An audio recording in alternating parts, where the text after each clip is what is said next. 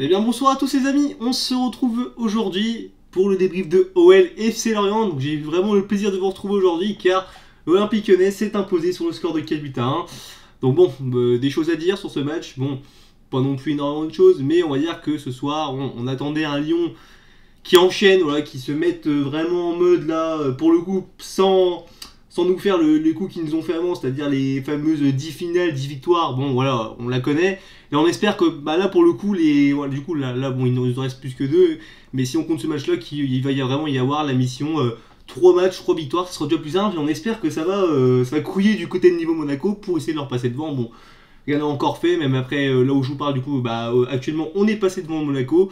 Après avoir leur score demain contre, ils jouent, il me semble, le Reims, donc on est comme ça, on va bien voir. Enfin bref, on va commencer par analyser ce match-là. Donc déjà, on est revenu aujourd'hui, pour ce match, à une compo plus classique, c'est-à-dire un 4-3-3, donc beaucoup d'absents, beaucoup d'absents ce soir.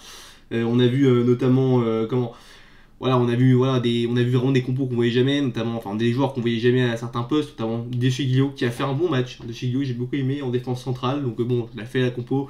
Donc Lopez dans les cages, à gauche Cornet. Défense centrale, du coup, c'était Diomandé de Chiglio, du coup, effectivement, voilà. À droite, Dubois. Ils sont restés ça, hein, Dubois. Du coup, le milieu à 3, c'était Awar, Guimarães, Paqueta. Du coup, Guimarães en 6, c'est Paqueta et voilà, et Paqueta et Awar en relayeur. Et puis l'attaque, c'était bon, par contre, un peu plus compliqué avec, il me semble, c'était Tino, Kadewere et du coup, Cherki. Bon. Écoutez, donc bon, le match commence. Alors on voit vraiment que c'était la première mi-temps qui, franchement, globalement, dans sa globalité, a pour moi été vraiment une mauvaise première mi-temps. Franchement, une mi-temps où des deux côtés, il y a eu des actions de chaque côté, même si dans la globalité de la première mi-temps, c'est pour moi l'OL qui a dominé, voilà, qui a eu beaucoup le plus d'actions. Même si parfois, enfin, on va pas se mentir, Lorient, on s'est fait peur, donc, surtout au niveau défensivement, où vraiment c'était pas rassurant. Donc ouais, le match a commencé, on a eu quelques actions, notamment un moment Toko Ekambi ce soir, mon dieu, Toko Ekambi. Encore flop ce soir, mais bon, ça faut en parler. Déjà, c'est son action là où. C'est dommage, à un moment où là il fait un bon espèce de dribble, comment il se retourne et mais il glisse après, enfin c'est dommage quoi. Enfin, il se retourne, je sais pas comment on appelle ça, mais bon, vous m'avez compris, pour ceux qui ont vu le match. Donc, oui, effectivement, voilà, beaucoup de ratés niveau Toko Ekambi, pareil, beaucoup d'imprécisions pour cadrer en première mi-temps.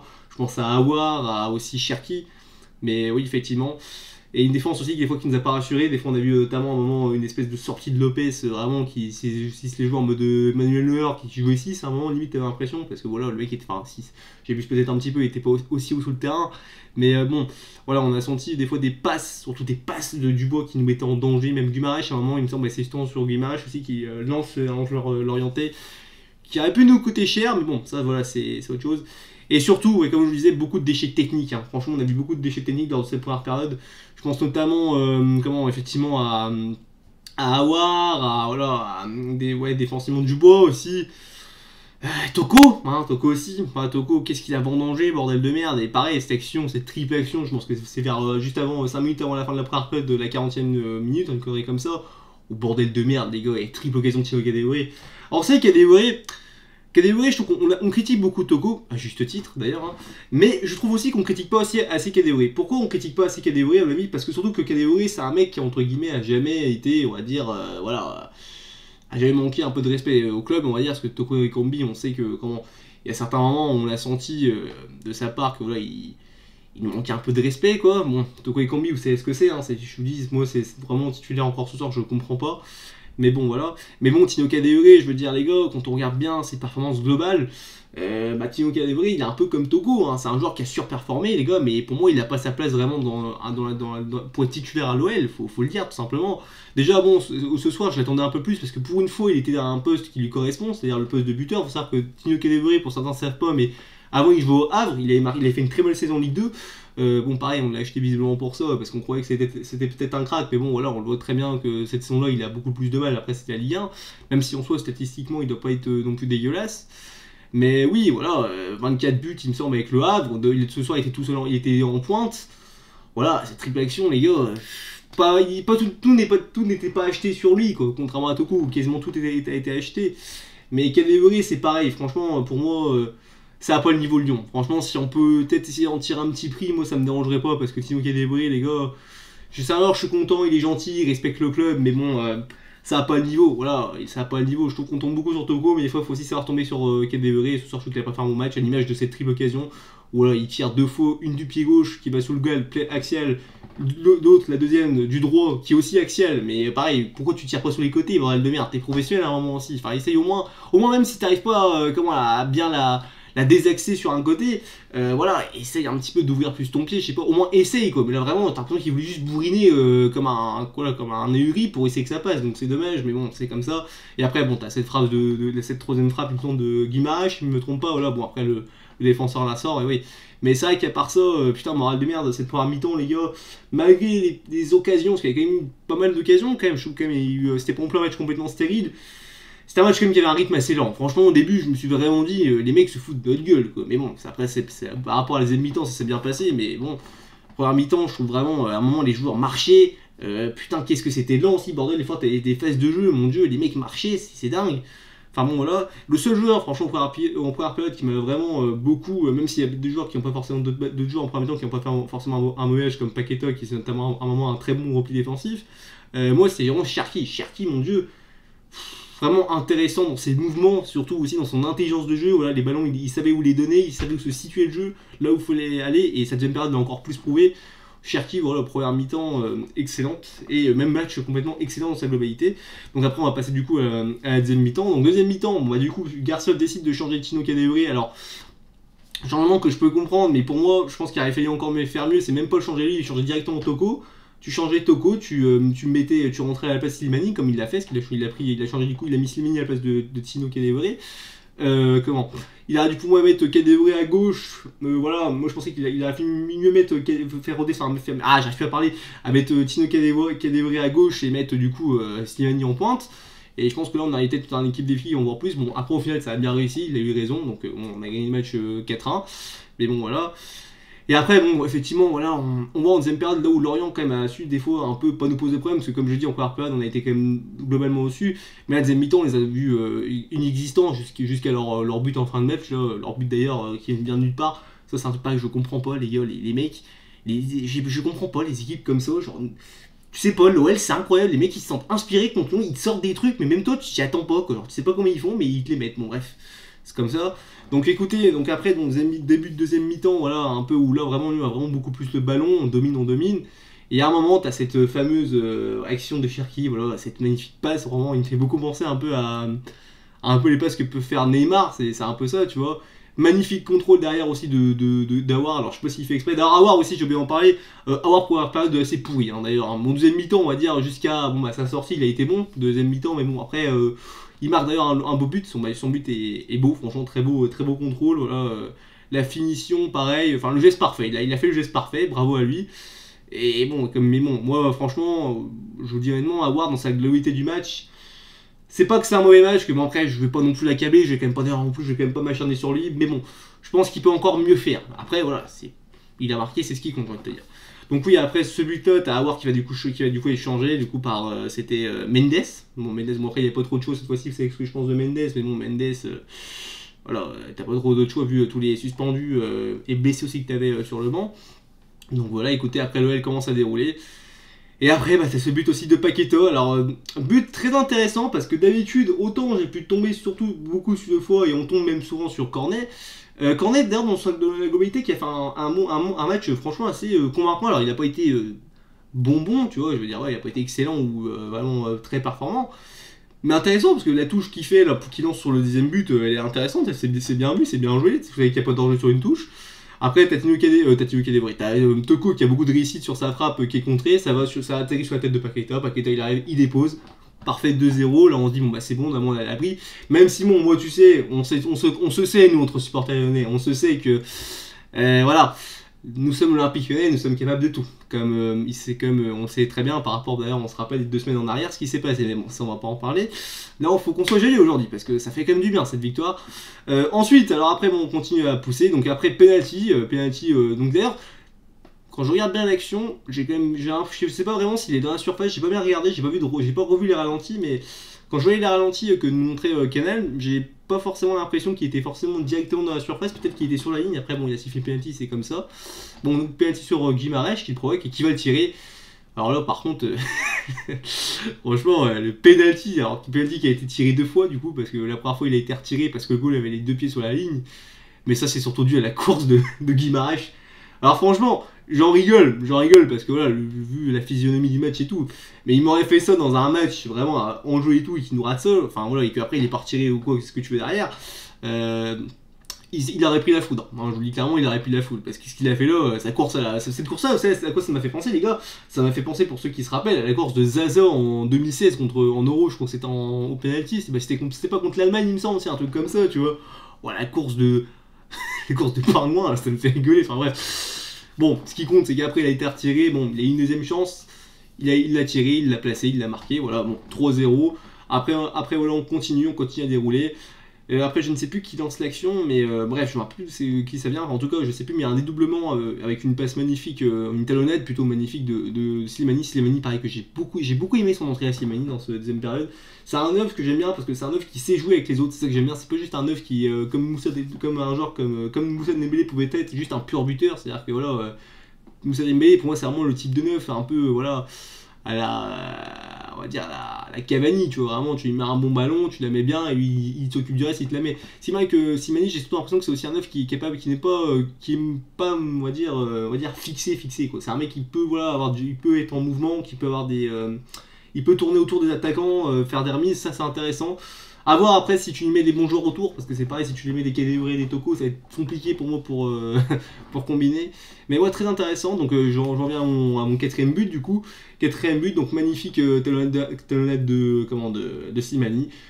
Derrière, t'as notre ami voilà, Guimaraes qui nous offre un doublé, hein, je pense qu'il a déjà marqué, je sais même pas s'il a déjà marqué je pense que c'est son premier doublé à Lyon, je suis pas sûr, je me rappelle plus. Mais oui, doublé de Guimaraes, écoutez, voilà, qui nous refait, on voit bien une espèce de petite feinte de frappe, et après qui croise à droite pour tromper Nardi. Ça fait 4-0, voilà, là on est content parce que franchement, 4-0 déjà, on est content pour les 3 points, parce que c'est surtout ça qui est important, c'est de gagner.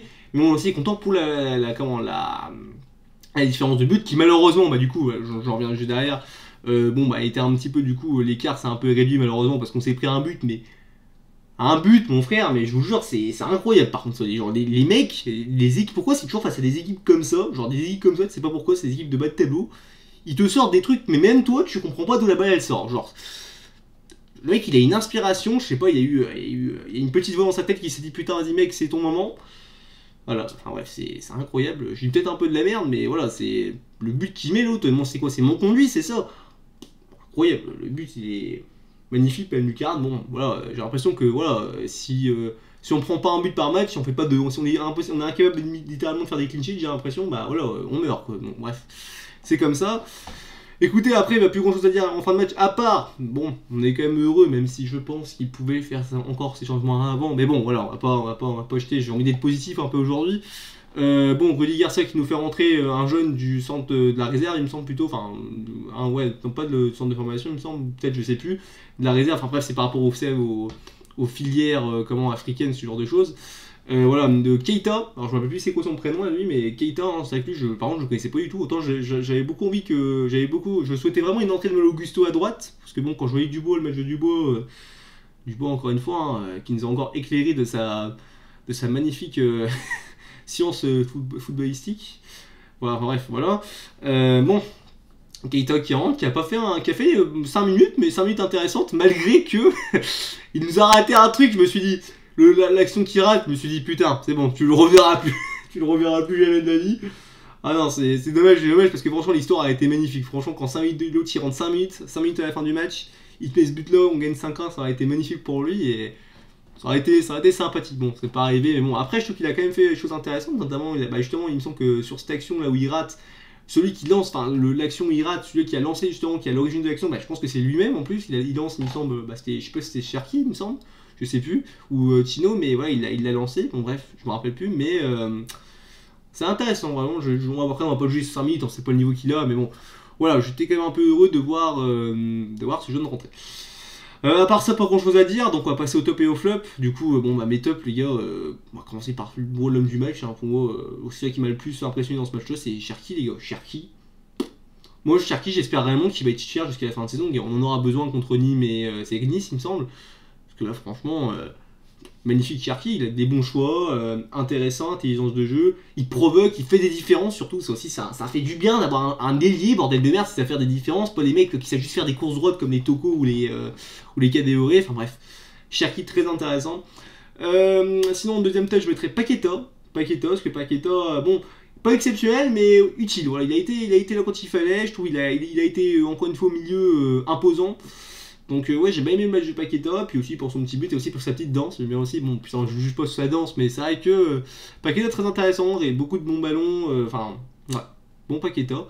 Après, bon, c'est un match quand même qui, voilà, je trouve pas qu'il ait été non plus exceptionnel, mais je trouve qu'il s'est, on va dire, il s'est distingué pour moi des autres milieux, parce que c'est vrai que, bon, moi, Howard, je l'avais pas en top, je vous le dis, même Mendes et Guimaraes, quand même Guimaraes, il a pas fait un mauvais match, Guimaraes, je trouve que, bon, voilà, pour un mi-temps, il était un peu des fois stérile, enfin comment dire, pas stérile, mais un petit peu fébrile, voilà, c'est le mot que je cherchais, un peu fébrile, parce que des fois, je trouve que des fois, il y a quand même des mauvais choix, des petites déchets techniques, qui, pour moi, a pu nous mettre en danger, on s'est pas arrivé au final, mais ouais, je mettrais pas Bruno Guimaraes. Et sinon, en troisième top, bah du coup, je mettrais qui? Je mettrais Slimani, parce que Slimani, vraiment, entrée très intéressante, ça fait du bien d'avoir un neuf comme ça aussi, parce que c'est vrai que j'avais beaucoup d'a priori avec, bah du coup, l'absence de Depay. Parce que Depay, voilà, c'est un joueur, même si des fois il m'arrivait quelques fois, je vais le merde, de le critiquer, à juste titre, mais voilà, Depay, à Lyon, c'est un joueur très important, un joueur qui, voilà, c'est le meneur de notre équipe du en attaque, et même le meneur de l'équipe en général, voilà, de l'équipe globale. Bah, on s'en est bien sorti ce soir et je suis content. Donc oui, Slimani, je trouve qu'il a fait les bonnes choses, comme je dis, des appels intéressants, des remises aussi, voilà, même son placement, je trouve qu'il se place bien, tu vois, enfin voilà. Très, très intéressant Slimani. En flop, on va commencer par lui, c'est Toko. Hein, Toko, ouais, Toko, non, là, t'avances plus. Hein. Je dis Toko, fin de saison, pour moi, tu dois plus jusqu'à la fin de saison. Voilà, on va pas rappeler le contexte familial, ce qui s'est passé et tout par rapport avec ton père. Ça me fait chier, franchement, ça me fait chier, parce que bon, voilà, ça me fait chier dans le sens pour toi et tout, mais bon, malheureusement, voilà, pour moi, t'as pas ta place déjà à Lyon. Ouais, je vais pas t'accabler, mais bon. Flop Toko, Tino, ouais, Tino Kadewere, les gars, je suis désolé Tino Kadewere, mais bon, encore une fois, pas tueur, pareil, hein, on reproche Toko finition, mais Tino Kadewere aussi, pas tueur, voilà, pas tueur. Et le troisième flop, alors c'est compliqué de trouver un troisième flop, parce que je dis qu'il y a des bons joueurs quand même qui ont fait des bons matchs. Cornet, notamment, d'habitude, il fait des matchs de merde, mais je trouve qu'il a fait un match assez correct. Mendes, bon, bah après, il a fait ce qu'il a à faire. Bah tiens, Dubois, ouais, Dubois, Dubois, c'est vrai que globalement, Dubois très décevant, hein, beaucoup de mauvais choix en début surtout de première période, les gars. Dubois catastrophique. Hein. Et encore une fois, je le répète à chaque débrief, hein, mais putain, ce mec-là, il va aller à l'Euro, quoi. Non, mais c'est terrible. Enfin bref. On va retenir que le positif, les gars. Bon, j'ai rien d'autre à dire. Écoutez, les 3 points. Voilà, une victoire qui nous laisse toujours dans la course au podium. Hein, un peu au titre, parce que le titre, bon, je pense d'ailleurs, on a vu les résultats hier de Lille, le match. D'ailleurs, l'arbitrage, hein, si c'est l'arbitrage là, hier qui s'est passé entre Lens et Lille. Hein. Je vous assure que si c'est nous, là, on passe sur BFM TV et tout. Enfin bref, il y a, vous savez, dans les fameuses rubriques de l'équipe, voilà, des articles. Voilà, enfin bref, je vais pas m'étaler là-dessus, mais bon. Bon, ouais, je disais donc, ouais, Lille, du coup, à mon avis, qui, bon, hier, avec, vu les matchs qu'ils font, vu les scénarios qu'ils ont fait, vu leur saison globale, je pense que ça sera eux les champions. Donc ouais, demain on va espérer une défaite de Monaco et même de Paris, du PSG, parce que les gars, demain si Paris perd, on reviendrait techniquement à 2 points sur eux et ça sera intéressant. Donc écoutez, si jamais on peut en plus de ce qui est fait en Ligue des Champions, on pouvait piquer la deuxième place, ça serait pas mal. Bon après, voilà, je vais pas m'avancer, mais bon, le plus important c'est la Ligue des Champions, mais on va surtout souhaiter la défaite de Monaco demain. Et puis voilà, c'est tout. Hein.